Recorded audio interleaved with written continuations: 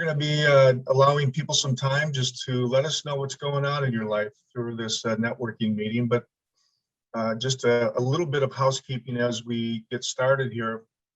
Would encourage everybody, if you haven't already done so, to take a look at the class websites, navigate around it a little bit. We've added a feature within the last week or so that allows new members to not only have a website presence and a place on our website as a new member, but also a link as a new member that could take somebody viewing this to their news feed or a news page or Facebook or LinkedIn. And we wanted to do that because it allowed people to perhaps maybe do a little more advertising for people who are visiting our website that would allow them to visit your website specifically to an area that you'd love to see them visit. And we think that that is important because it helps our website be a little less busy, but it also allows you to have some of that information out there that you would like to specifically have and do it at your speed and not wait for class to post it for you. And we think that that's important. So visit that. If you haven't become a member and are interested, shoot me something in the chat or an email to me and be happy to talk about what that is. From an individual standpoint, it's $25 a year. And we think there's a lot of great benefit stemming from that. So we invite you to reconsider if you haven't already become a member, and we'll go from there. I just put the website in the chat if anybody needs to have Thanks, it Lynn. for future reference. Thank you. Any other update, Lynn, as we've got you here regarding class that we need to know about before we move forward into some of our sharing time? I would just say that because we are only meeting quarterly at this stage, to start to think about everyone starting to plan for 2021. If there is capacity that you would have and you wanted to talk to one of us currently on the board about what we're looking and planning for 2022. Boy, does that feel weird to say.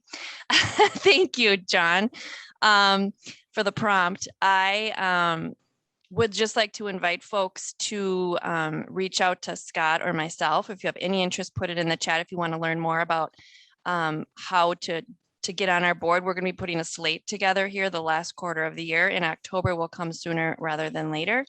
And this networking group doesn't meet again until then. So we would like to spend this next couple months, September specifically, getting people connected, having conversations, via Zoom, or for those of you meeting in person, have a cup of coffee together and chat about if you're interested in joining us on our board work.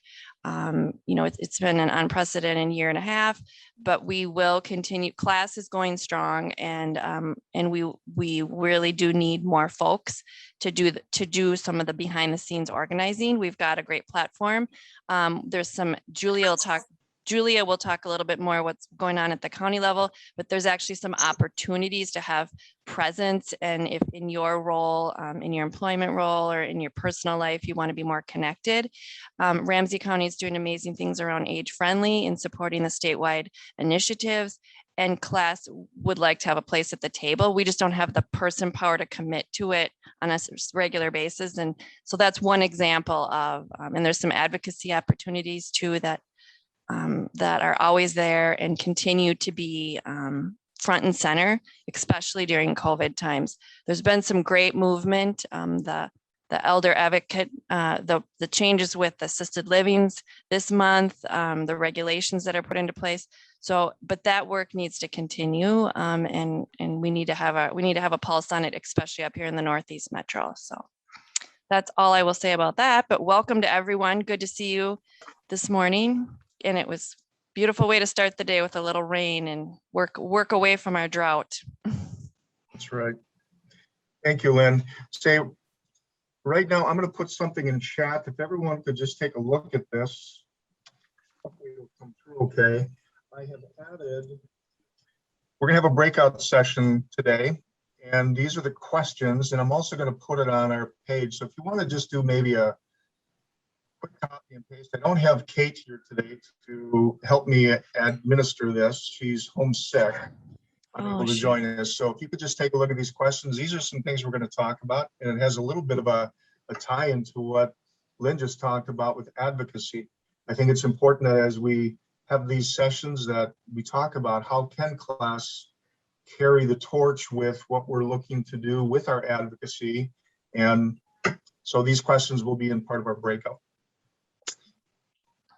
And Commissioner Reinhardt, we're always so happy to have you here. We've got a busy schedule of things. So I think what we're going to do is we're going to lead off with you for sharing a few things about what's going on in the county. And I'm not certain, is there anyone else that has to be leaving early for any reason? And if not, we'll just go in order that I have. But in the meantime, let's welcome Commissioner Reinhardt. Thank you. Nice to see so many folks here. Yes, when I saw this on my calendar, it was like, yay, it's been a while. Well, I think I know most of the people on here, but I will introduce myself anyhow. I'm Victoria Reinhardt. I was part of class for a number of years. Ramsey County Commissioner representing District 7, which is all of Maplewood, all of the city of White Bear Lake, all of North St. Paul, and one precinct on the east side of St. Paul. And the issues, obviously, Julia will be able to give us the details about what the opportunities are, but we really, our vision, mission, goals are all residents first centered, prosperity, opportunity, well-being, and accountability for all. And we do mean for all because we are really trying to change the way we do business so that it is more equitable and raising the consciousness and the awareness of what really is accessible to people and trying to make it more equally, and equal isn't necessarily a good word, but a way that it can be more equitable. Again, I guess I'll use that for access, because we all know that when we talked about COVID before, and when I've been part of this before, what we have realized through the last 18 months, which is hard to believe all that's happened in 18 short months. We talked about, going back to normal, and I've stated many, many times that normal isn't good enough because we did not have the accessibility to different opportunities. And it's been, this has been decades, well, okay, 400 years, I think, where that has been the case, and we need to really look at things differently. And we have been. And I can tell you that I am so proud of our staff for how they have stepped up to, and I will tell you that, and probably Julia will confirm this, or maybe she doesn't get as much of it as I do, but the pushback has been pretty strong and sometimes threatening, at least to me as a commissioner. But we're staying strong, and we are a board and a county that really believes in the change that we started to make, quite frankly, before COVID hit. And one of the, you always look for the silver lining. I'm not sure that there's much of a silver lining here, except that it has raised awareness about how we are as a community, and how we can move forward better for everyone. And so I think the work that we are doing is yes, it impacts seniors in a very real way, but it goes beyond that as well. It's trying to look at our community as a whole and saying, where can we make differences? Where do we need to make differences? We have used, and I think one of the things that will probably come up, or that you have questions about today, and I don't know how many of them I can answer, but the CARES evaluation, the money that came in. We just finished yesterday, we had 5 different workshops on different aspects of the CARES funding and the evaluation that we did. We became, and I'll just, I'll take some credit here for the county anyhow. We became a model of how to use the money, use it in a way that was going to have a real impact rather than just pushing it out the door. But at the same time, we had to push it out the door really fast because of the timeline. And so if you want to see how we use the funds, and we used them all to make sure that we could get that out to people, just go to the website and all of that information is there. Now we are beginning the ARPA, the American Rescue Plan Act. And yesterday, one of the things that we did was to really look at housing and really make a commitment there. And so we were asked to, and this is going to come back to us for official action, but we were asked to put in 10 million to housing for 2022 and 27 million for housing in 2023 out of the ARP funds. Now, mind you, we have 53 million coming in each year over the 2 years. We have to spend it or allocate it by end of 2024. Or is it 2026? Now I can't remember. Anyhow, we're going to get it done. We changed it as a board so that we're still putting in 37 million total, but we're putting more in up front. So we're putting in 20 million up front for 2022. This is going to help us, by the way, bridge to the levy because the HRA, for the first time, Ramsey County's HRA is doing a levy. And so what we're bringing in is going to basically get us to the point where we've got a good base. Now, with all of that said, yes, we're really making this a focus of what we're doing.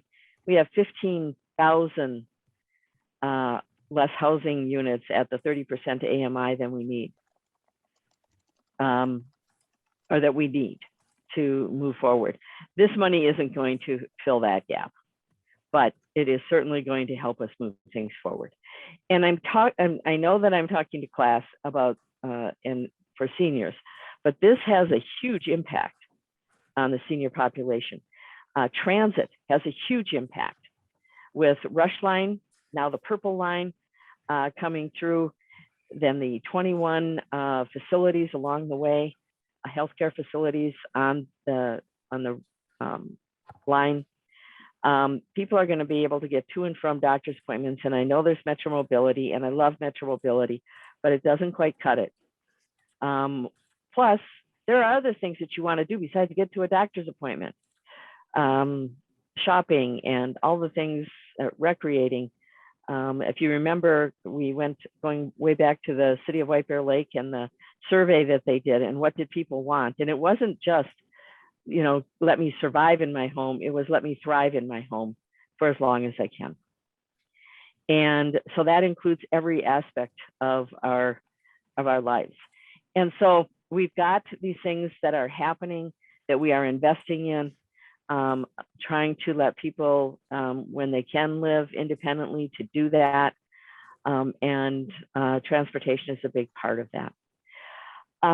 By the way, for those that have been following the Purple Line, I'm still going to call it Rush Line, for Rush City, by the way, not for the fact that by the way, wasn't also very rushed in doing this. In 1998, when Rush Line was formed, people asked me, well, how soon is this going to be a reality? And I said, well, 20 to 30 years at least. Well, it'll be 28 years. And so this was not something that was done in a hurry. We really took our time in doing this. But I am very proud of the fact, by the way, that it will be electric buses. They will be quiet. They will be good for the environment. They will be, it's not I used to say your father's, but now I'm going to say your great-grandfather's bus. So now that I'm at an age of being a grandparent. And I think that I know that there's a lot of concern about the community in White Bear Lake anyhow. It's not all along the line, but in White Bear Lake. I've lived in White Bear Lake for 46 years.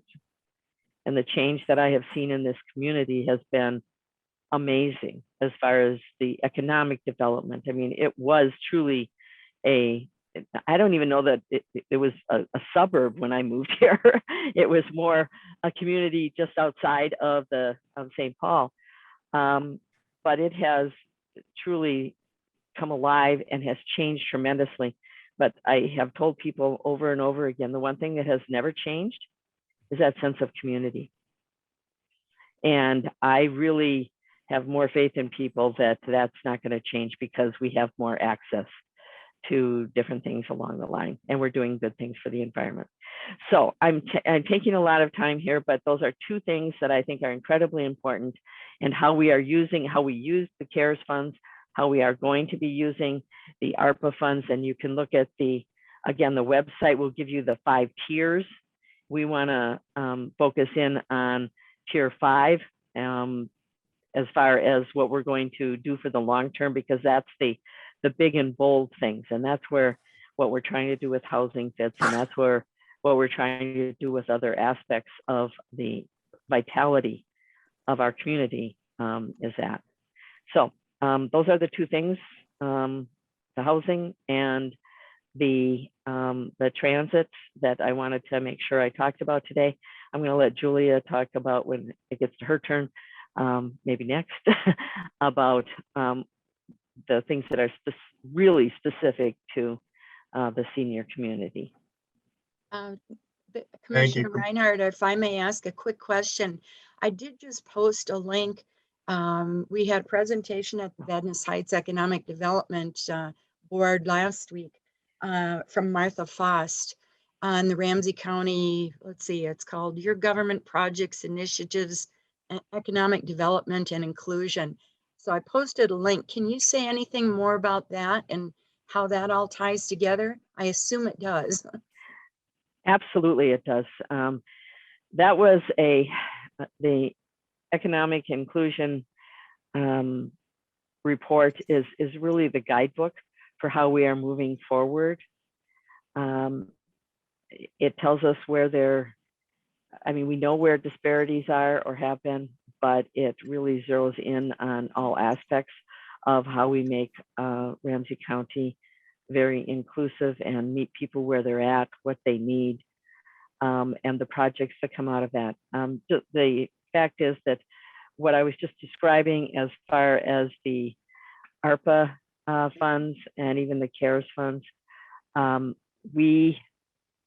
that is our guidebook.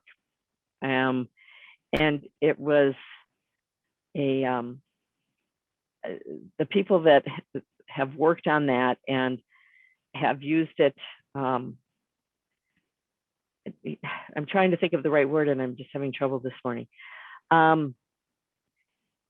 It was a work from the heart is really what it comes down to. And I know you don't think of a county government as necessarily having a heart and soul, but we do. So, and that's what this document came from. It's not just a document. It's not something, oh, we got that done, let's put it on the shelf. It is how we are going to do our business. And so if you haven't had a chance to look at it, I'm glad that Venice Heights did have a chance, or that I know that we're getting out to different communities, because it hasn't been published for all that long. But when we had our workshop, or we had our discussion yesterday about how we're going to allocate our plan in moving forward with housing and economic development, that was the basis for it. So I'm not the expert on each aspect of it, because we have had many presentations on it, but we are, because it is relatively new, in putting it in writing. I guess that's what I'm trying to get at. It's in writing now, and for other people to look at, and not just for us to be talking about when we are making decisions as a county board. But it is about making sure that everyone has access to the same opportunities, which is different than everyone is treated equally, because they haven't been treated equally in the past. And so therefore, this document helps us identify where we need to do more outreach, where we need to put more funds, because that's ultimately how we try to make sure that we're doing things in a way that is going to have a true impact. Did we achieve what we want to achieve with the CARES funds? and what did we learn, and that's all on the website as well. But that ties back to this, to the inclusion plan. Mhm. And so I don't, it's, please do, I'm glad that you put a link to it, because again, it has a huge impact on everyone in our community, because those are how that's where we're gonna make our decisions from. Mhm. Thank you. Yeah, it was a great presentation. Really got the board talking about, wow, did we know all this? No, we didn't. And this is great to see the detail, the statistics, the information, the focus. And now it's like, okay, and what are we going to do about it? So started some good discussion. And that was the purpose of it, is Mhm. to have that, the statistics, because otherwise, when you're talking about things that you can't put your arms around, Yeah. people have a tendency, especially if they don't want to hear it, Mhm. to say it's not true. Now, Yep. there's still people that say it's not true, even though they see the facts right in front of them. But, you know, what Yeah. can we do? We can just provide the information Yeah. and provide it in a way that is easy for people to understand. And it's not finger pointing. That's not what the report is about. It's about an action plan and moving forward. So hindsight's always 2020. Did we have a different, the whole old saying, being in the same boat? We weren't in the same boat. Mhm. And this is trying to say, okay, where's that boat at? And how can we bring it up to where, with the opportunities that the other voters have? And we know it's primarily about people of color. But there are other areas too where we need a lot of work. People with disabilities, at the, for seniors versus children, and the services that are available, the housing that is available. My mother-in-law, she's 87, and quite a feisty 87, by the way. And she just sold her house in Moorhead, the home she lived in for 63 years, and moved to Omaha because that's where my sister-in-law is. And she had that opportunity. She knew that she couldn't be in her own home because she fell, and she was, the people that, she's two children that are still living, my husband and Angelique, and we were 4 and 7 hours away, and that doesn't help.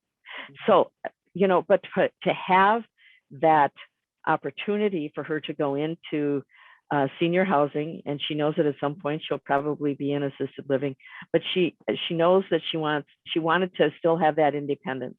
If she hadn't had that, I don't think we would have gotten her to make the decision to leave the home, and she needed to. Mhm. So Thank you very much. The county's doing great work, and it's good to have the information. Thank you, Commissioner Reinhardt. And we're going to move on to Julia here. And then when we're finished with Julia, we're going to get into our breakout session, because I want to make certain we have enough time at the end for everyone to have a couple minutes to talk about what's going on. And we're also going to share the breakout session results. So Julia, the floor is yours. Hi, everybody. First of all, I want to thank Commissioner Reinhardt from the deepest of my hearts. The Board of Commissioners has been an incredible movement and support and action group, and they have just been incredible. I mean, they are always incredible, but through the COVID-19 pandemic, just I can't tell you how much it has meant to public health to know that we have y'all, you have our backs. So thank you for that. Several things, at least from my perspective, I have unfortunately, or unfortunately for Victoria, not had to deal with some of the hate that's been coming to other government officials. So I'm sorry you have to deal with that. To a large degree, the county is starting to go back to some of our previous jobs. I love that, Victoria, that normal wasn't good enough. So I don't want to say back to normal, but back to some of our previous work. And so we've been decommissioning and folks have been going back to their jobs slowly, because of course the county is very aware that once we start vaccinating children under the age of 12, that we're going to have to be ramping up some of that as well. In terms of my regular job, well, okay, let me go back. We are continuing to do lots of outreach. The outreach team will be one of the last ones decommissioned because we're still out in the community trying to get folks vaccinated. And so we've been doing vaccination clinics and outreach at all kinds of community events. There's a West Side event coming up this weekend. I was at the National Afternoon Out in Rondo last week and sharing information about what's in the vaccine, how the vaccine works, and having conversations with people. So that's going on. So a large part of my regular work right now is the age-friendly Ramsey County process. And to let Victoria know, the team has been meeting for a little over a year, and we are moving forward. And we just decided, because these things take time, to join the AARP Age-Friendly Network. And so we are working on figuring out when we can come do a presentation to the board and what that will look like, what kind of presentation the board wants us to do.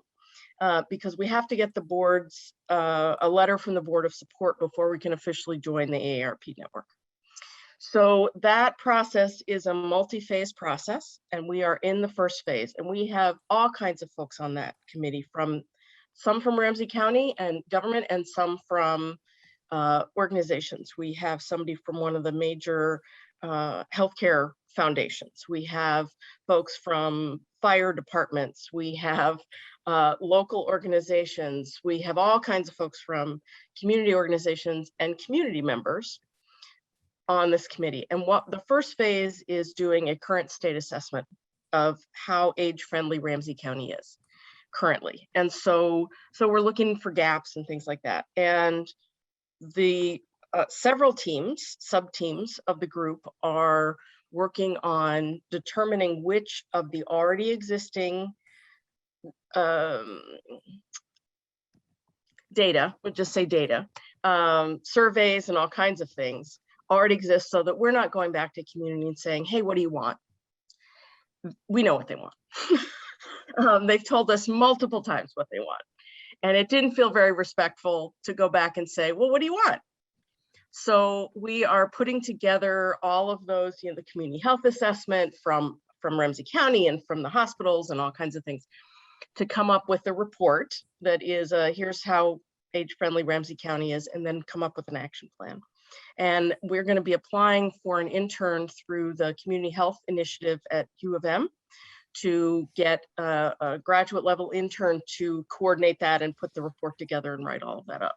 So that's where we are now. I have sent to Scott the basic introduction to the effort, and I will trust that Scott will distribute that to all of you.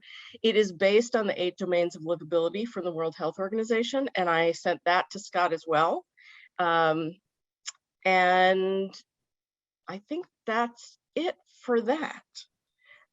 We are just starting to get back to planning some of the Healthy Aging mini conferences. We had one in White Bear Lake. No, I'm sorry. We had one in a Roseville area. Lynn's like, no, I would have known. We could certainly do one in White Bear Lake. We did one in the Rondo area. We did one at Fairview, a Fairview Community Center, and we did one with Native American communities. And so we're starting to plan one for the LGBTQ community. That is planned for in-person October 15th. As things evolve, we will have to see if that is still workable. If we can't do it in person, it's probably too late to just scrap it and do it all online at this point. So we would probably have to postpone. But at this point, we are moving forward as if things will be okay by the middle of October. And we'll be watching the board for information about that. I also put in the chat the page to access the Board of Commissioners meetings. They're every Tuesday morning at 9 a.m. And there are recordings of them if you want to go back and watch them afterwards, which is what I usually do. And there are updates of COVID, and then there's all kinds of things. Commissioner Reinhardt, did you want to say something? Yes, I'm having trouble getting to navigating my screen today. I don't know what's going on. The county board did take or have a discussion yesterday about the Delta variant and COVID and what we are doing as far as vaccinations and masks. I mean, a week ago, we reinstated the mask mandate within county facilities. And so basically it was reinstating what we had done before, but we know that the fact is the Delta variant is something that is a whole new issue. And I know that Hennepin County moved to the highest level of risk a couple of days ago. Okay, there we go. And that if Ramsey County is not at the high level today, it will be within a very short period of time. And so what we have done, and I haven't looked at my emails yet this morning, and I'm sure I've got a number of hate emails on this one too, is we said, okay, we're not doing an actual vaccine mandate. We're working through some of the issues that we need to deal with. However, we have moved the date for the transition to bringing people back in, and how we're going to try to work with people as far as who can work remote, and not just saying, okay, everybody back in the office is what it comes down to. Anyhow, we had looked at Labor Day for that. We're now looking at November 1st. And we're looking at what we plan to do is to have, especially once the vaccinations become fully authorized, which should be relatively soon, that we will mandate either a vaccine and proof of vaccination, or you can choose to have a test once a week that is negative to be able to come back into the office. The mask mandate is going to be there until, just as we did before, we decided when it made sense and when we could let people change that. But the fact that not only is the Delta variant much more contagious and lethal to those that haven't been vaccinated, but it is also a result of the fact that not enough people got vaccinated. So we're going to have more variants. And at this point, we're just trying to figure out, well, what can we do? I don't understand. And there are some people that can't get a vaccine. I get that. There are some people that can't wear a mask. We get that. But there are legitimate reasons. And we also, one of the things, by the way, that we talked about was the fact that, fear is legitimate. I'm not saying, if somebody is afraid of something, we need to try to deal with that. And so one of the things that Commissioner Breathen brought up was having counseling, or having somebody that sits down and says, okay, what do you need? How are you feeling about this? Because, things are so, in some ways, impersonal. And all of these decisions are very personal decisions, and trying to assist with that rather than just going, boom, mandate, we're done. That's not how we work. So I didn't know if Julia knew about our discussion yesterday, because it's literally that new, but talking about the fact that we need to incentivize. We're doing an incentive for people to get vaccinated, regardless of when they got vaccinated. And it's $100 and $50 if it's a 2-part shot. If you're still getting it, you get $50 there. The state also has an incentive program that is $100, but that is one that you have to fill out forms, and you have to wait, and you do all kinds of things, and you can't get both, by the way, but you can get the ones here. And we're looking at other things too that will provide an incentive. But mostly, I think the incentive is important, but it's also important for people to understand just how, for our kids and grandkids, we need to stop this, and we need the vaccinations. Thank you. Okay, but Julia, Yeah. how are you doing? Is there any more that you wanted to add? Because I think I'm going to pivot from an agenda here when you're done. Okay, I just wanted to ask Commissioner Reinhardt, did you say that you can or cannot get both? you cannot. Okay. My understanding, and again, things evolve, and I'm way back from where Commissioner Reinhardt is that the state incentive is ending August 15th, but Oh. ours is ramping up now. But again, don't bet your life on that. So I would check the state site about that before you take my word for it. And actually, we did discuss the fact that we wanted to have a time limit on it.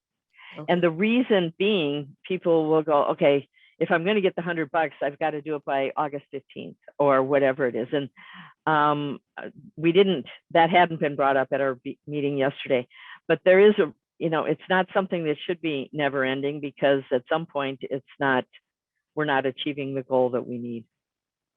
And Scott, I saw the vaccine mandate.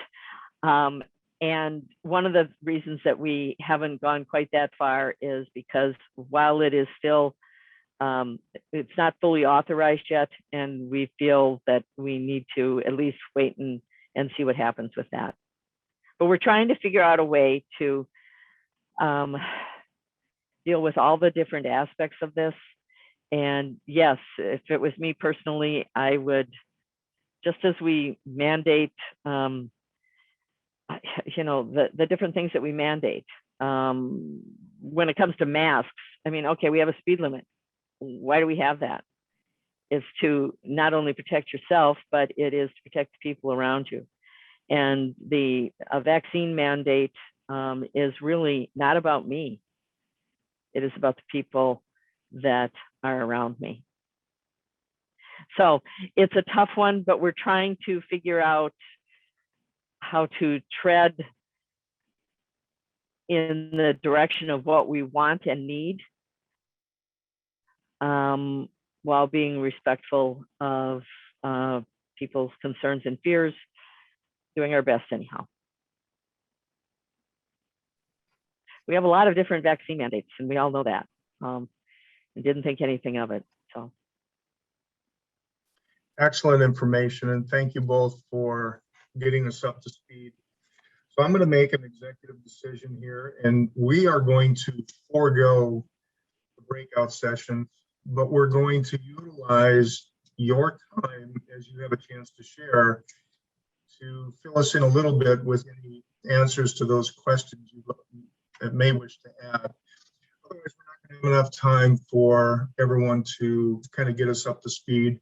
And I didn't want to cut off Commissioner Reinhardt or Julia, because that was important information that as we're going down this path of new wave here of COVID, I think it's good for everyone to get filled in when we can. So that said, we've got enough time with the group that's left here for 3 minutes. So set your own timers. Be respectful of everyone else's time. You have 3 minutes, and I'll call you in order. Share what's been going on in your business, in your life. And then also, let's just talk based on those questions. Are there going to be new normals based on what has been shared with the concern for the resurgence, the different variants that are coming, and just to fill us in that way. So does that sound like a plan, everybody? It'll give everyone a chance to talk. So that said, next on my list here is, I don't know if you identified yourself on our lone phone caller, 651-434. We'll have you take your turn. Sure. So Nick Blease with Hospice of the Midwest. Thank you. Yeah, absolutely. One of the things our organization did early out of the gates was buy a ton of PPE when the virus was active in China. Our CEO had gone through natural disasters and devastation, losing a couple hospices when Hurricane Katrina hit. So he wanted to safeguard our staff, the people we're serving, and our community partners. One of the things that evolved from that was they did a fireside chat and they hired an infectious disease doctor. That has been ongoing to talk about, what was the virus, what are they seeing, to the vaccine, to the reaction to the vaccine, and now the new Delta variant. So we're very up to date bi-weekly with this infectious disease doctor coming on, so that we are educated and advocating about doing good for the community at large, as Commissioner, was kind of stating. Something local, we've grown through the pandemic. I thought we'd see a lot more COVID positive people. We haven't. It's been mostly the regular eligible, pulmonary, cardiac, oncology, neuromuscular eligible people. I think the pandemic puts end-of-life care planning at the forefront that time, so maybe it's allowing more people to talk about hospice. With that said, we've really grown our team, so we're going to have kind of like an East team and a West team. We have pretty much doubled our staff through the pandemic. Nobody was ever furloughed. We've added another music therapist. We've added massage therapy back again. We're adding another spiritual care chaplain, another social worker, and another nurse manager in the office, in addition to the additional nurses and aides that we have added ongoing. So our goal is to continue to keep meeting the needs of the community. We have not turned anybody away in eligibility or staffing issues. So we want to keep staffing to keep meeting the demands of what's going on in the marketplace currently. So it's kind of an update on our program. Volunteers are kind of ramping back up again, but then I worry we'll have to pull back on that because that's pretty significant in the psychosocial, the whole person care and caregiver support. So that's what I've got, unless there's any questions. Perfect. Thank you, Nick, for sharing that. Julia, I did see a couple different posts in chat. If everyone would like to go there, Julie has posted a link to the commissioner meetings that you can go and review, and also just to reach out for the core team for age-friendly Ramsey County. Julia, I did get your email, and not only will I send it to this group, but we will send it to everybody who was invited for this networking call, so they will have that information. Next on our list, let's see here, we've got Amanda.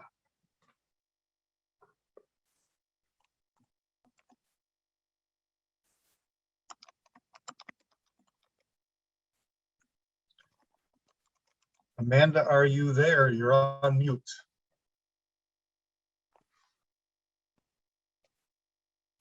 She just sent me a note in the chat, so I'm guessing she's still there. All But right. Well, for right now, let's move on. We'll come back to Amanda. Buzz, you are up. And if that's an alias, you can certainly let us know what your name is. Hi, Tricia Thuer with Care Options Network. I put my info in the chat. I Okay, don't we're know all why gonna I'm. have to turn sideways here. See you there. I don't know what's going on here today. I'm not known as Buzz, but anyway, glad to be here with you. And I really appreciate all the detailed information about what's happening in Ramsey County. Very interesting time and so many important topics, housing, transportation. Our group is working on some projects in the summer. That's our quietest time. And just gearing up for our update season in the fall.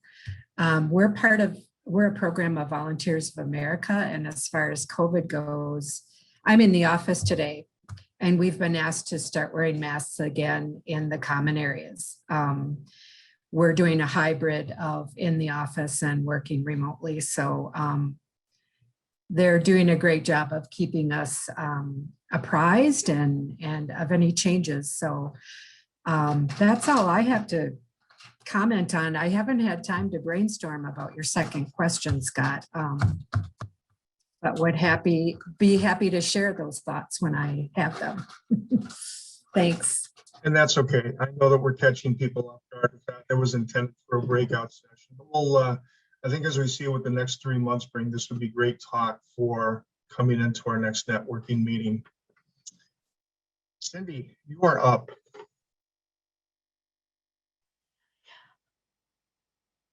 Sorry.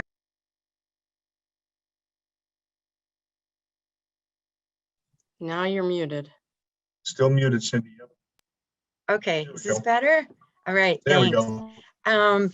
Just briefly, continuing to hear all of the interesting conversations around, love to hear the strengthening of the actions that are taking place with Ramsey County. And it's good to hear sensible information about vaccinations, mandates, et cetera. Nick, I'm really pleased to hear about the growth in your area. And I did put a little note in the chat, would love to hear about your hiring efforts. Sounds like they've been successful, and we know lots of people have been challenged with that. So I think that would be a great discussion point at some time as well. But anyways, I've been working mostly from home. I have found that in my role, which does a lot of interactive things with people, it is very difficult to get the same results and energy out of doing things via Zoom. But I do thank God for the Zoom connection, that it does allow us to stay connected. So yeah, my work has changed a little bit, which has allowed me to do different kinds of work. And as things get better, I'll be back out and about. I am happy to meet with people in person. I am vaccinated, I do mask. So I try to keep it as safe as possible. Good to see everyone here. Cindy, where are you from? Oh, I'm sorry. I'm a consultant. I'm a board member for for a class organization, and also for the Vadnais Heights Economic Development Corporation. But my private role is consulting, primarily HR and business management. And as a senior living in the area and loving fabulous projects with great people, that's why I've been involved with class for a long time. Thanks. Mhm. Cindy, this is Nick. Yeah. I'm- I can't see what's on the chat, so if you want to Oh. call my cell phone number and Will talk about do. hiring, I'm happy to share kind of, you know, what we've been doing. Super. I think we've been lucky and blessed, and it's about the culture. All right. Great. I will do that, Nick. Thank you for that invite. Good to hear from you again. Yeah, you too. Thank you, Cindy. And also Cindy was past president of class as well. She didn't mention that. So I am. Amanda, it looks like you're back. So you are up. I'm back. Yeah, sorry about that. My mouse wasn't working. My name is Amanda. I am a community outreach specialist for Trellis. Prior to my involvement, I think Lucas was part of class. So some of you may be familiar with Lucas Zucker.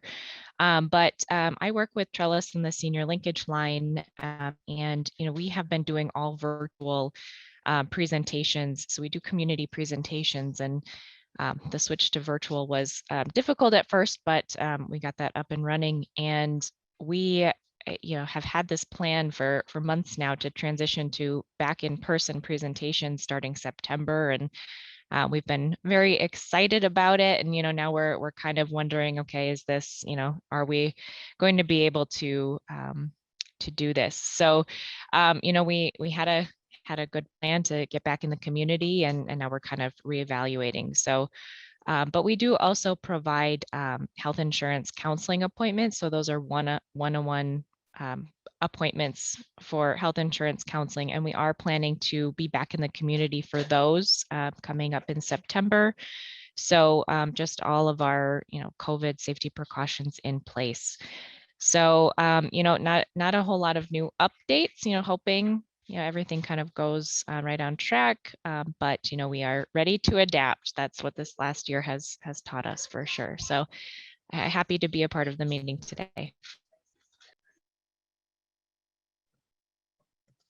Thank you, Amanda. Good to have you.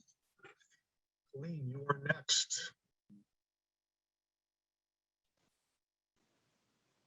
I think you said my name, Scott. You faded in and out. Sorry, Colleen. Okay. Oh, You are Colleen. next. Yes. All right, okay. Am I off mute? Yes, I am. Okay, I'm Colleen Ketchum from Lundgren Realty Group, and I guess where I've been talk about a new normal. Yeah, the last 3 years have been very different with caretaking and becoming a new widow and just adjusting to all of those things, and then a business. And so I've decided that my family was up here in June when we were finally able to bury my father, and I decided I was going to take a few steps back and just kind of assess where I'm at and where I'm going, and kind of see what's going on around me. Our business has, it might be downsizing slightly, at least taking a different format perhaps. But anyway, so that's kind of where I'm at now personally, is just kind of taking a step back, doing some of the delayed maintenance around my house that it needs to get done, like painting and hauling rocks to finish my yard projects and all that good stuff. And as far as what was your first question? What we were going to do to advocate? And I haven't been involved as much with things like Micah, John. I haven't been there. I think you noticed I've been missing about the last 3 meetings, but I've had to take a step back to kind of find out where I'm at, where I'm going. And I think that's a healthy thing to do in times when there's a lot of stress and strain going on. I think our country is doing the same thing. So I guess I'm not in that boat alone. So just kind of assessing where I'm at, where I'm going to go. I still want to be involved. I'm very much an advocate for, what's happening within the senior community as far as housing. Terribly short of affordable senior housing. Ramsey County, please keep that in mind. I know we have a lot of young families out there, but I think we're going to end up with an influx in the future of seniors not having affordable homes. Are going to be in that choice. Do I stay? Do I leave? And what do I do? So I think we need to kind of keep that on the forefront as well. So I always want to be an advocate there. And as far as age friendly, I do have some ideas on that. Maybe we can discuss them at some of our upcoming meetings. I'm also working on doing some writings, kind of going through, I used to do a lot of writing, what I've gone through, and perhaps starting something called Widow's Walk. I mean, I know there's programs out there, but it's not always easy to access them.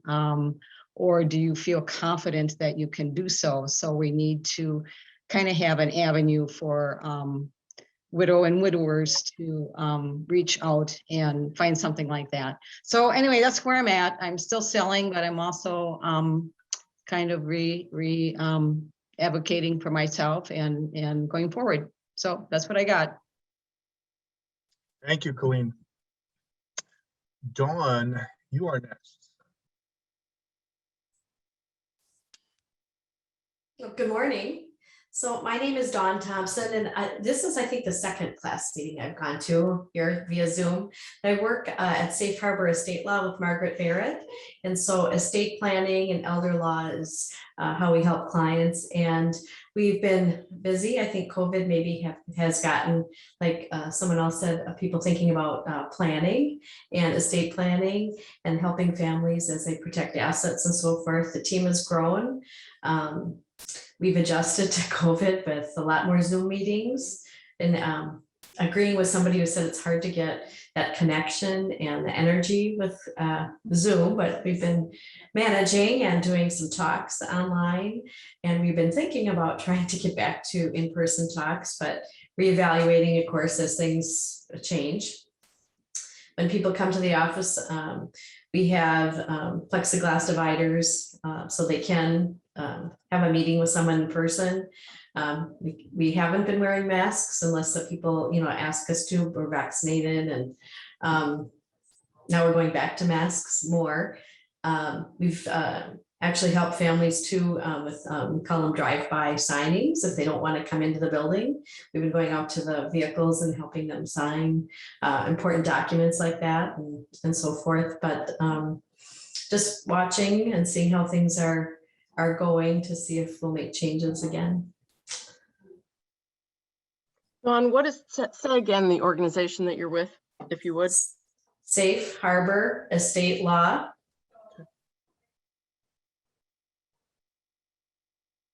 Thank you, Dawn. Any questions? Okay, let's see here. We have just a moment here. Hannah Swanson, welcome. Hi, yeah, I'm Hannah. I am with Common Bond Communities at East Shore Place, Matamidi, which is senior housing, and then at Red Rock Manor in Newport, which is senior and adults with disabilities housing. So they're both low income housing. So a lot of my work looks like helping residents with resources, financial, transportation, food. And right now, I've kind of been busy with helping residents complete the Rent Help Minnesota applications, especially with the eviction moratorium kind of wrapping up in different ways. So that's been a lot of what I've been doing. And as far as like I do community events as well. Those have been in person, but may have been maybe changing. I've still been meeting with residents, again, just with the plexiglass, and we have been having, no masks as well, but again, that may change. So yeah, things may be changing in certain respects, but overall, I'll likely still be in person helping residents with resources. So yeah, that's me. Thank you, Hannah. Very good to have you. John, you are next. Great. My name is John Slade. I'm the East Metro organizer for MICA, the Metropolitan Interfaith Council on Affordable Housing. And having said that once, we can go back to MICA. I'm a board member with class and have been active for about 4 years, it feels like. Time keeps on going. So the questions about COVID, I thought we were supposed to be done by now. It looked really good at the beginning of the summer. What is going to be in our practice. So I fear that as COVID perhaps gets into our rearview mirror, that people will want to forget the hard lessons. I remember I just kind of see every so often hard lessons, get put into our faces, and then people are like, "Oh, can I please go back to ignoring that again?" It's particularly as MICA works on advocating and organizing around affordable housing and shelter, and COVID, with everything from the tent camps to the congregate shelters having to sharply reduce their populations, to putting peoples in hotels. All of those things have kind of raised the awareness of affordable housing. And as Cindy was saying, it's like a funeral. It's like, oh, it's great to get together. What an awful reason. It's great for folks to think about affordable housing. It's too bad the need is so great. So I am hoping that we will continue to, as Victoria said, the new normal will be better as we go on. I know that, for instance, we have a monthly meeting of congregation and other activists in the northeast suburbs. There are people that come from Shoreview to Stillwater, and from Hugo to Maplewood. We are probably going to change our meeting schedule to have rotating virtual versus in person. It is so much easier for all of us to get to this platform. And many of the people that I organize with have access to it. And not everybody does as well. So that is something that we're particularly interested in, as the best advocates for shelter and affordable housing are the people that actually need it. And they're not necessarily the people with the most money and the best internet connections. I think that as we are looking towards hybridizing, and one or two ideas as to how class can better position itself, a lot of the advocacy tools, many of them are in face, but many of them are not. Email blasts, video calls, make a call to a legislator, write a handwritten letter to a legislator. And so I think that we've got housing, age-friendly communities, healthcare, and transportation, or the 4 areas of classes work. And we can just say, okay, instead of having a meeting, how are we going to do a letter writing campaign? And so we can push for that. I am going to finally end up with a shout out once again to Ramsey County. Micah is working on a small outreach contract in Ramsey County to do voter outreach in the suburban areas. Hannah, I know that one of your sites is in Washington County. I don't know if your other site is in Ramsey or not. But if there are folks in leading up to this election who are interested in having somebody come to talk or to do some organizing around that, I will put my email in the chat. And thank you all for being here. Thank you, John. All right, Lynn, you are next. Thanks, Scott. I'm Lynn Ammon. I'm from Ling Bloomston Caregivers or Community Services, specifically in the last year, serving in caregiver services up here in the Northeast Metro. I was traditionally housed before COVID out of the Redeemer Lutheran Church as a site. Our main campus is in the Como area. And we have moved all of our caregiver support groups and all of our evidence-based programs, enrichment programs, wellness programs online. And we do plan to keep it that way through the end of this year. We sort of, being connected to long-term care, saw the handwriting on the wall and did not start shifting 100% back into any kind of we really dragged our feet on getting back in person. And so we're slated to continue our support groups and our e-respite to caregivers through the end of this year. We do have plans, those of you that know about the gathering, which was both located here in White Bear Lake in a church and on Como in the Roseville area. We are starting to talk about offering those in person because our caregivers are in dire need of some actual physical breaks. So we will be, traditionally those were volunteer led. Our pivoting is we're now going to staff lead those programs because in COVID times, the restrictions in the opportunity needs to be closer to the helm. We will have volunteers, but clearly that will look different. I think someone mentioned that. I think it was Nick, you're bringing volunteers in, but you need to really have some new criteria on how you're delivering your services and be able to pivot on a dime. And so we are going to be a little bit more staff heavy with how we offer programs. That's one of our main changes. And look to 2022. I'm getting trained in the powerful tools for caregivers, potentially looking to offer more evidence-based classes. We're working with the Area Agency on Aging, Trellis, to build up some of those opportunities here, specifically in the Northeast Metro, where those haven't been as readily available to community members up here.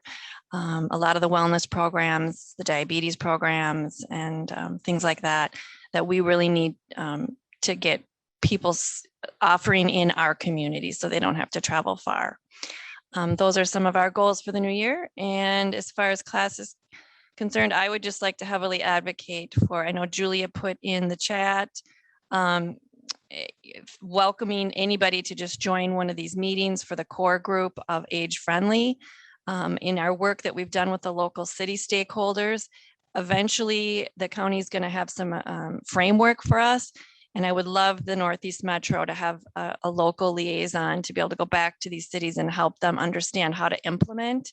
And they're going to look to class for some of that direction. And so if anyone has interest in connecting with Julia and being a part of that core team, I know you've got good representation, but I've heard you say there is not someone from the Northeast Metro at this time. Is that still the case, Julia? Yeah, Scott is on the mailing list, but Yes. you know, he's involved in about a million things. He's got his hands in a lot of, So we are definitely Yes. looking for representation from the Northeast. And I just want to say that this project is not going to tell the cities what to do. right. This project is going to, you know, say, here's the gaps and here's some solutions. And we'd love it if you could implement. And these. some framework around oh, yeah. how exactly. And so it's going to be up to us to make it customized to these communities is what is my point and Julia's point. Because the whole county is very spread out and we all have different, you know, we're all coming at it with different stakeholder groups and capacities. So. Julia did provide me with information about those meetings and the link and the time and the day. So we will be posting that on the class website. Feel free to make a mental note to come back and visit the website so you can have that information to even just sit in on a meeting, just join and see what's going on, listen to what's being talked about, and it may spur some interest for you to take a next step. I think actually I provided the date and time, but if you want the link, folks need to contact me. I need to make sure that the link is Got active. it. Very good. All right, thank you, Lynn. Megan, you are next. Hi, I'm Megan Harstad. I'm from Encore Memory Care in Hugo. I think this is my second meeting, so I'm just learning. I'm the director of sales and marketing for our Hugo community, and then also I oversee North Branch. So my job has opened up a lot more where I can actually go out and meet people face to face in the community. However, inside our communities, it's still pretty restricted and locked down. All of our staff, we still wear masks, and our residents do not. We're smaller communities, so Hugo's only 24 residents. Families can visit and come in 2 at a time with health screenings, and we do temperature checks when they check in. All of our communities are secure, so you would need to get buzzed in by one of our staff.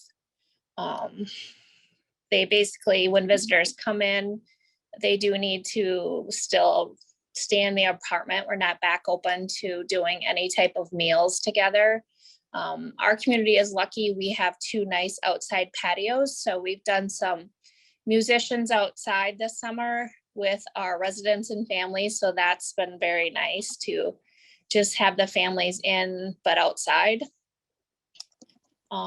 We also have like a pastor back in once a month, an entertainer in once a month. So little by little, we've just been very restricted on who comes into the community, but our residents are back to seeing people, which is great. So hopefully that will stay how it is now. We follow the Department of Health guidelines. So that's pretty much it. Thank you, Megan. Great to have you today. Yeah, it's been great. I think we're doing pretty good on time here, actually, to be finishing by 10. So we've just got a couple more people left. Patrick, you are up next. Hey, everybody. Pat Lund with Twin Cities Habitat for Humanity. Good to be with you folks. You know, some of you know that, you know, Habitat is involved with creating affordable home ownership, trying to close the racial gap that we have pretty significant in the metro area. I work on the other side. I work on preserving home ownership and especially working with older adults. So we help modify folks' homes and we do health and safety type of repairs. So we're just finishing up a 3-year pilot with Johns Hopkins, where we've really changed our program. We take a more holistic approach. So we partner with healthcare providers in our community. And so the model basically is taking an occupational therapist, a nurse, and a carpenter and kind of walking alongside older homeowners for a 4-month period. Okay. And so it's a person-centered approach. So they're kind of driving things. We ask them, what are those things that you are struggling with? And we help modify their homes. So We work on the environmental health, and our healthcare providers, which are Alina, right now, Alina, Hennepin Healthcare, and mHealth Fairview, they work on the physical and emotional health. So it's been a great partnership. Johns Hopkins has been a great partner. We're one of 5 affiliates around the country that are doing this, and part of this is doing a lot of outcome measurements. So we're getting some really good data. You know, is what we're doing really being helpful to help people stay in their home? And we're finding, yes, you know, it is. And so now that we're ending this 3-year pilot, we're looking to expand. So COVID definitely has impacted us. We've definitely shut down for a while. We've pivoted. You know, we've changed our protocols, and many of you know we use a lot of volunteers, and we've had to go back and forth with that as well. And so today we are still ramping up with volunteers. We still have volunteers out on our sites, but we just pivoted again last week so that now if we're working inside a house, you need to wear a mask. If you're outside, you don't need to wear a mask. And so that's kind of where we're at with that, but exciting stuff going on. We're really excited with this new holistic approach to our Age Well at Home program, and we're looking to partner with more healthcare providers. And yeah, so folks have any questions, be happy to answer them. So good to be with you folks. Thank you, Pat. Nice to have you with us today. And Tara, I've got you up next. Nice to see you. Hi, everybody. It's so nice to see everybody. So I'm Tara Jevon Singh. I'm the president and CEO of Northeast Youth and Family Services. So we are a community-based trauma-informed mental health and human services agency serving suburban Ramsey County. We also have, along with any of the mental health services that impact all ages, we also have our senior chore program. And this season, we were able to adopt telephone reassurance calls as well to avoid isolation and connect people with resources, and just to be a friendly social connection as well. I will say that we have telehealth continues as long as all of the waivers and insurances stay in place. So anybody in powers that be, let's continue to make that as accessible as possible. I think telehealth has broken down some barriers. But we realized very soon after converting to telehealth that this is still a person-to-person business. The idea of that creating safe healing spaces means creating that personal connection as well. So for the last year, we do also have on-site clean rooms. And we continue to mask our healthcare facility. So that's continuing to go on. We do now feel as if we, depending on the comfort of the therapist and the client and their own sense of vaccination status, are allowing more intimate therapy rooms rather than the big conference rooms. But we're always assessing safety and the updated information we're getting. I would say the biggest thing that we're looking at for Northeast Youth and Family Services is how can we expand the work that we're doing to reduce isolation for older adults in suburban Ramsey County, and also recognizing that there was kind of many of the navigation tools as far as people on the ground who were engaged with local older adults was work that was being done through the school district senior programs, and the Roseville area program, and then the White Bear Lake area program lost both of those positions in the last few years. This is based on changes in the way community education is funded and adult learners are funded or not. And so those positions just don't have a funding source. Northeast Youth and Family Services serves all 3 school districts and all 3 of the 4 suburban school districts, Roseville, Mounds View, White Bear Lake.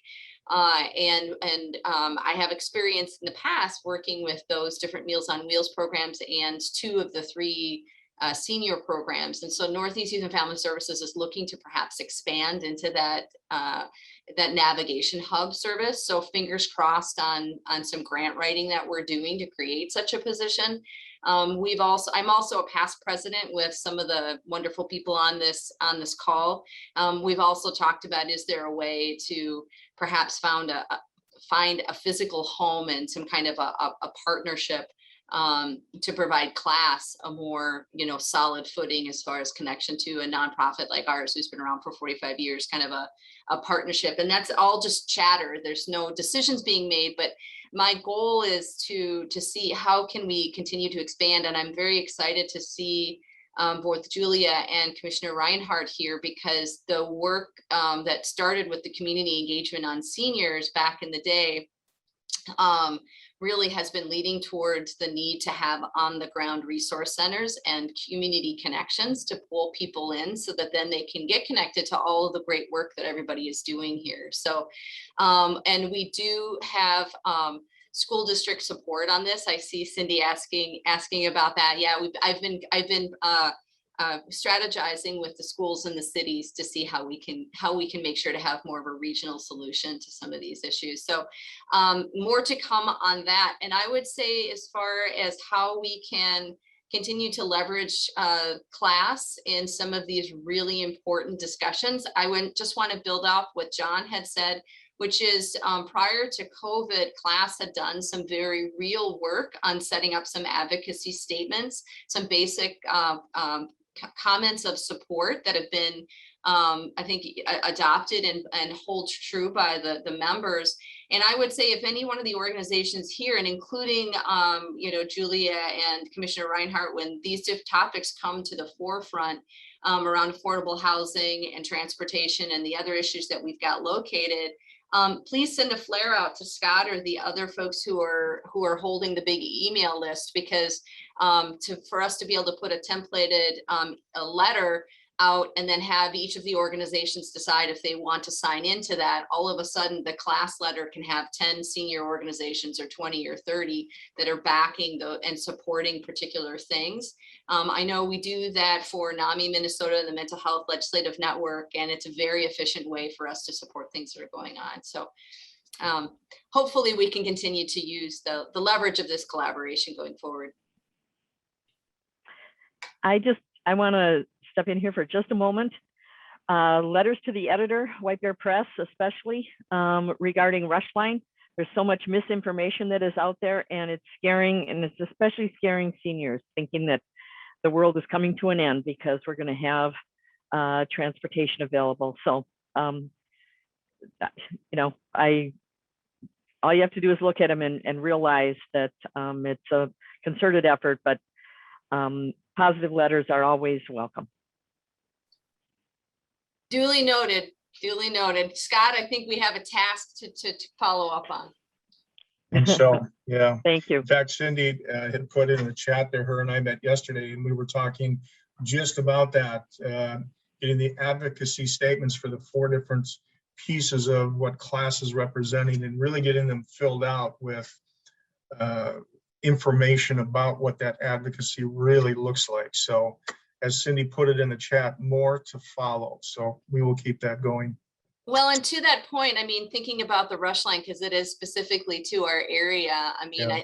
I don't think it would be remiss for us to put out a special call for a discussion from board members to say, how specific can we get in our support on that particular line? What are the actual bullet points that would support it coming from older adults and services and availability, not only transportation for older adults, but for the workers who are supporting them. Right. All of that. I hear you. I think it would be, it's all connected. Well, and it kind of, oh, go ahead. Oh, and specifically, I had heard some feedback from inside that folks in the business community that have the workers, there was a wish that they had been a little more vocal in support as well. So any of some of us are private and some are nonprofit, but any kind of support that we can muster, I think would be great. Yep. Good, thank you. Well, I'll wrap things up here. I was remiss. I'm Scott Olson. I didn't even introduce myself at the beginning of the meeting, but my day job is with NewTracks. I am the community transportation coordinator. And my focus as part of NewTracks, which NewTracks' core focus is serving adults with intellectual and developmental disabilities. But my core focus within the company is senior programs and senior transportation, building those community relationships and foraging ahead, trying to make certain that we're filling the gaps where those who can't have transportation, we find ways as best we can for a lot of group rides and a lot of upcoming circulator loops that are in process of being developed right now. 7 of which will be in and around the Ramsey County area, 2 of which we believe will be up and running by early September. East St. Paul and also West Central St. Paul. And then the North St. Paul, Maplewood, Oakdale will be kind of next in line. We have been continuing our operations on a lot of transportation, we call it restarts, which has made things extremely busy here. We continue to have more and more of our senior communities contact us to get back up and running.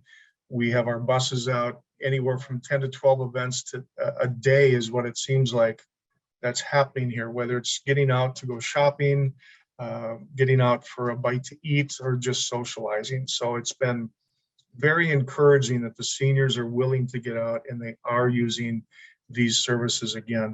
We also continue with our food distribution support of emergency food shelves in Ramsey County and also in Washington County. And I think to date, we are approaching about 250,000 pounds of emergency food shelf food delivered, and I believe close to 1 million prepared meals or restaurant meals that have been delivered in this last year. So we're very happy to have been a part of that. We've also provided vaccination shuttles for getting seniors to clinics in the past couple months, and I'm certain we'll probably be involved with a little bit more of that as the resurgence of COVID and the variants come back and more vaccinations that are needed. One of the things I wanted to share that's pretty exciting, I'm going to share my screen before we lose any more people here, but was talked about earlier about electric vehicles. And I am so excited. You tell me when you can see this here. We just took delivery, and I can increase this size. Can everyone see that picture that's up on the screen?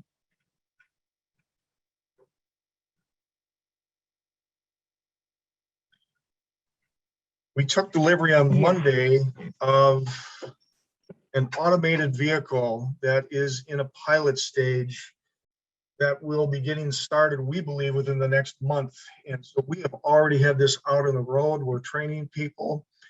This is an exciting time, an electric automated vehicle for programs that are going to be, who knows what's to come with it, but we know that part of the project that we're serving on for the next year here is in conjunction with University of Minnesota, City of White Bear Lake, Century College.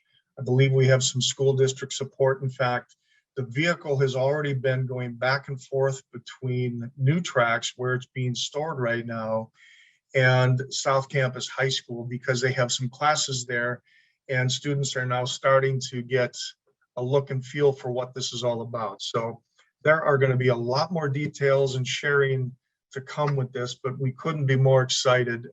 This is a wheelchair accessible vehicle as well. And we've got plans with about 3 different stops with the YMCA as a destination. If you see this little bugger on the road, it's not going to be going any faster than about 10 to 12 miles an hour. So no honking, no mean honking, maybe just friendly honking as we're starting to navigate a couple side streets in the White Bear Lake area, but very excited about this. You need a new driver bumper sticker on that. Yes, I think so. I think so. But I wanted to share that before we lost anyone else on the call here. Scott, I just got to ask, I am just grinning ear to ear because in my previous life, I got to be part of organizing that group that first started talking. I'm just so excited to see that it's going forward. And the question I have is you said it is wheelchair accessible. Is that with all of the tie downs and everything being appropriate and the ramps and all the safety measures? Yeah, that part won't be automated. That's a great question.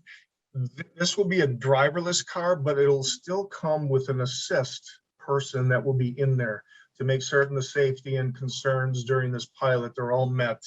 There will be some day and time where a person with a disability in a wheelchair will be able to enter into an automated vehicle, pull their chair in position, hit a button, say a command, and you will be secured automatically. That's just not, that technology is not with this test pilot, but we're just happy to get started with having something that will assist in wheelchair accessibility from an automated standpoint. Well, I'm just so excited to hear that, because I'll just say when representation matters and having older adult services at the table for even something that seems like it's just a technology discussion, because very early on, we all held our ground and said, if this is research that's going to base on future funding and development, it has to, at the cost, there was a cost saving discussion about having it an accessible vehicle or not. And we said it's not of value if we can't make sure that the people who are ultimate end users can't use it.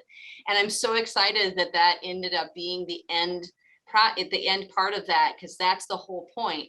And I'm just thrilled for you all. Thank you for sharing. Yeah, you're welcome. We will keep everybody posted, and just many more details to follow. Well, we have hit our time here. We're a few minutes over, so I can't thank everybody enough for attending today. It has been recorded. It will get posted to our website. And for those of you who are still here, we're still campaigning for more class membership and class executive roles to be filled. And again, that's just a progress report for class, and we're always looking.